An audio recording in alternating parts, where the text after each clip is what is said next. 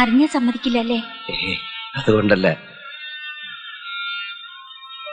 മീനാക്ഷി ഒരുപാട് മാറിപ്പോയി. മീരയിൽ നിന്ന് എന്നെ അകറ്റിയത് അവളാ.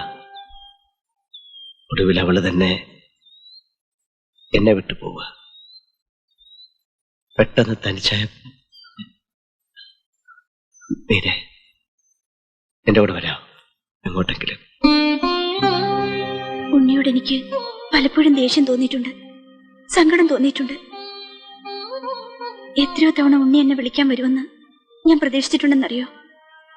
ഇപ്പൊ വളരെ വൈകിപ്പോയി ഉണ്ണി, വളരെ. മുമ്പ് ഉണ്ണിയെ പിന്തിരിപ്പിച്ച എന്റെ അച്ഛൻ തന്നെയാണ് ഇപ്പോഴും കാരണം. സാറിനോട് ഞാൻ സംസാരിച്ചു നോക്കാം. ഉണ്ണിയെ കാണുമ്പോ അച്ഛൻ കുറ്റബോധം കൊണ്ട് കരയും, പക്ഷേ ഒരക്ഷരം.